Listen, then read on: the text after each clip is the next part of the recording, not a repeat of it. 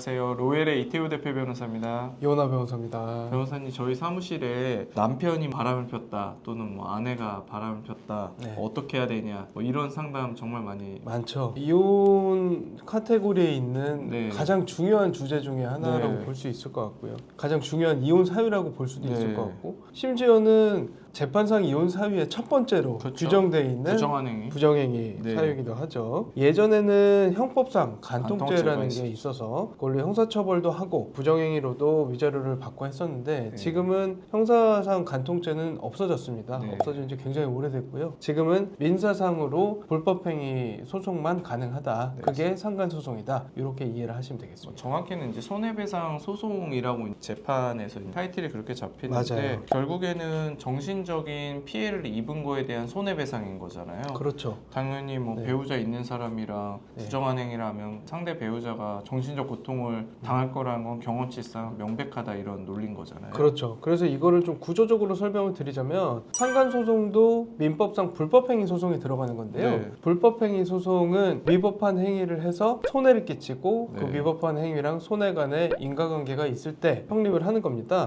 네. 그래서 지금 이 상간의 경우에도 똑같이 불법행위의 네. 구조를 가지고 있는 거고, 네. 여기서 만약에 불법행위가 인정이 된다고 했을 때는 적극손해, 소극손해, 정신적 손해 이렇게 세 가지가 인정이 되는데, 네. 통상적으로 상간의 경우에는 뭐 다치거나 네. 아니면은 뭐 이것 때문에 일을 못하거나 해서 발생한 적극손해, 소극손해는 없기 때문에 정신적인 손해, 이제 네. 위자료라고 표현을 하죠. 네. 위자료만 청구를 하게 되는 거죠. 이 불법성에 대한 거를 인식을 못하는 케이스들이 있는데, 맞아. 저희 네. 회사에서도 나이트클럽을 가서 어떤 여자분을 만났는데 갑자기 남편한테 두들겨 맞았다 이런 사건들이 있는데, 이제 물어보면 이제 나이대가 막 27, 28밖에 안 된 거예요. 그래서 남편이 있을 거라 생각을 못 했다는 거예요. 그날 처음 네. 만났다. 그러면 위법성 인식 자체가 없는 거잖아요. 고의가 없는 행동이 네. 되는 거죠. 그러면 이런 사건 같은 경우는 남편이 상간소송을 걸어와도 방어가 가능한 거죠. 그렇죠. 그리고 심지어는 자기가 이혼을 했다고 속이는 분들도 있어요. 많죠. 가족관계 증명서를 위조를 합니다. 또는 전입신고를 빼놔서 네. 동거하지 않는 걸로 네. 돼 있는 걸, 그런 서류를 보여주면서 이혼했다, 나는 솔로다, 이렇게 네. 거짓말을 하시는 분들도 계시고요. 그렇다면 오히려 만난 분 입장에서 상간소송을 당할 게 아니라 자기가 만난 상대방에 대해서 성적 자기결정권을 침해당했다는 이유로 손해배상 청구 소송을 또 할 수 있어요. 네, 네.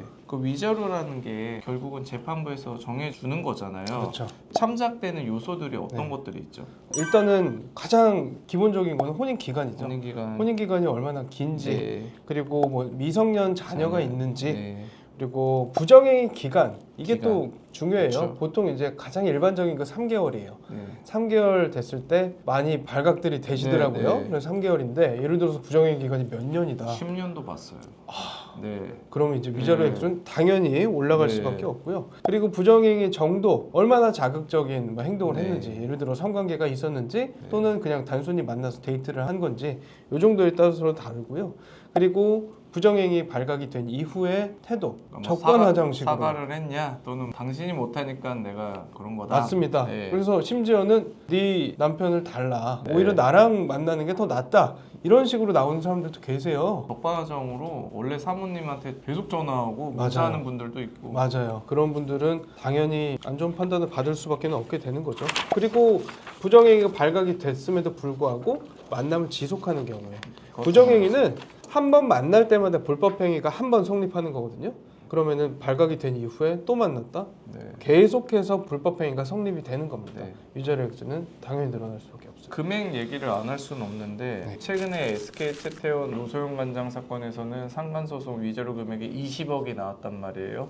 근데 일반적인 우리 그냥 시민들, 평범한 직장인들이나 뭐 이런 사람들은 보통 얼마 정도 나와요? 통상적으로는 3천만 원 언더라고 봐요. 저희가 네. 3천만 원 청구하는 경우가 제일 많은데, 네. 왜 그렇게 되냐면 3천만 원이 전부 인용이 되면 베스트 케이스라고 보기 때문에 네, 네. 3천만 원 청구를 하는 거고요. 네. 통상적으로는 이혼을 안 한 경우에는 1,000에서 2천 사이, 네. 이혼을 한 경우에는 1,500에서 3천 사이, 네. 이 정도라고 보고요. 근데 이 금액은 절대적인 금액은 아니고, 네. 아까 말씀드렸던 부정행위 기간, 정도, 태도 네. 이런 것들을 다 고려했을 때 좀 심하다는 생각이 들면 요즘에는 5천, 6천, 7천까지도 인용되는 사례를 저희는 네. 경험을 하고 있습니다. 네, 한마디로 좀 사회적인 지위나 재산이 높을수록 위자료 금액도 올라가는 경향성은 있는 거잖아요. 있어요. 네. SK 최태원 회장님 사건도 20억인 이유가 있을 거 아닙니까? 그렇죠. 사실 부정행위 가해자한테 징벌적인 측면도 네. 분명히 있는 거잖아요. 네. 우리나라 민법 구조상 네. 뭐 그렇다고 볼 수는 없지만 재판부에서 판결을 내릴 때 이 사람에 대한 어떤 벌을 주는 의미도 있단 말입니다. 네.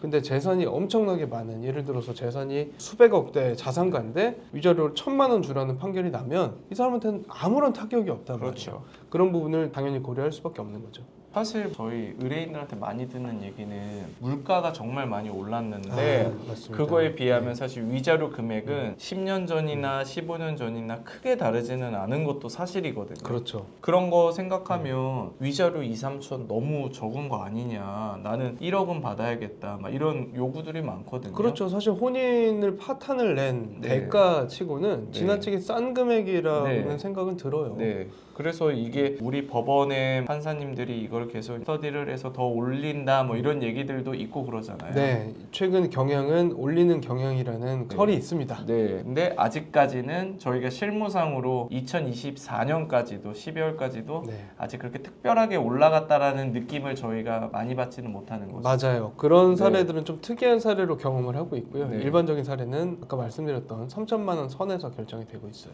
사실 뭐 이런 일이 안 생기면 제일 좋은데 막상 이런 일이 생기면 이거 어떻게 해야 될지 뭐 내 인생에서 이런 일이 있을 줄 몰랐다 해서 뭐 부들부들 떨고만 계시는 분들도 많은데 그렇죠. 어떻게 해야 당황스럽죠. 되나요 이거? 당연히 이제 이혼 전문 변호사 도움을 받아서 네. 소송을 진행을 하시면 되는데요. 꼭 소송만이 답은 아니고요. 네. 상대방한테 예를 들어서 내용 증명을 보낸다든지 아니면 연락을 해서 네. 앞으로 다시는 만나지 않을 걸 조건으로 해서 합의를 하는 경우들도 있고요. 방법은 우리 의뢰인께서 원하시는 방식을 선택을 하시면 되는 건데 제일 중요한 거는 상대방이 일단 특정이 됐느냐. 네. 이게 사실은 첫 번째 관문이에요. 부정행위 증거가 아무리 많다고 하더라도 네.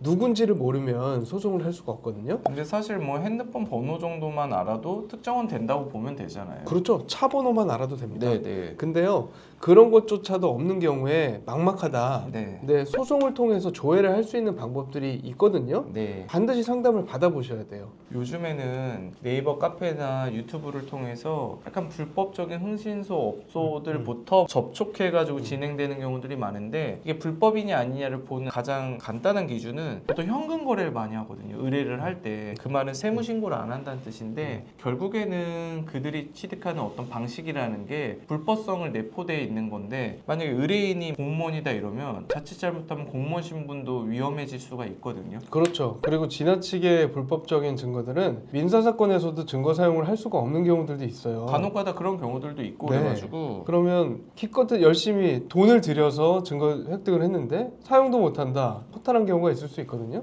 제가 고객들한테 들어보니까 이 흥신소들이 돈을 계속 요구하는 경우들도 있다고 하더라고요. 뭐 예를 들면 잡았는데 조금 모자르다, 좀 더 하자. 그럼 뭐 사람 심리라는 게 더 확실한 증거를 찾고 싶으니까 계속 이제 돈을 주게 되는 건데 그건 결국에는 증거 수집과 별개로 흥신소의 돈벌이에 이용당하는 경우들도 많아가지고 맞습니다. 그런 거는 절대 하실 필요가 없고 소송에서도 요즘에는 통신사 자료에 대해서 상당히 넓게 인정을 해줘서 통신사 자료도 내용 제공도 되고 뭐 카카오톡 로그 기록 같은 것도 제공 다 맞아요. 되고 네. 정말 뭐 합법적으로 충분히 알 수 있기 때문에 굳이 뭐 일반 분들이 불법 업체들을 찾아가가지고 현금 거래하고 그럴 이유는 저는 없다고 없어요. 생각이 듭니다. 네. 그리고 아까 잠깐 말씀드렸는데 합의로 끝내는 경우들이 있어요. 이런 경우에 위자료를 받는 쪽 입장에서 변호사 선임을 안 하시는 경우가 많은데요. 네네. 제가 최근에 상담을 했던 사례 중에 상대방은 그러니까 주는 쪽 입장, 상간녀 입장에서는 변호사를 선임을 하고 우리 의뢰인 피해자 입장에서 선임을 안 하고 합의서를 썼어요. 네. 근데 합의서 내용을 보니까 지나치게 상간녀 쪽에 유리하게 돼 있는 거죠. 네네. 심지어는 다시 만나는 경우에 대한 위약벌 조항까지 빠져 있는 그리고 다시 만날 수도 있는 거죠. 그렇죠. 그게 사실 핵심적인 부분인데 그것까지 빠져있는 그런 합의서를 쓰신 경우가 있었거든요. 그래서 합의서를 쓸 때도 반드시 변호사 조력을 받으셔야 돼요. 왜 그러냐면 이게 그런 합의서를 써본 경험이 거의 없으실 거란 말이에요. 그리고 상대방 변호사는 본인 의뢰인한테 유리한 물론이에요. 합의서를 들고 올 가능성이 100%이기 때문에 절대로 거기 놀아나는 합의를 하시면 안 되겠죠.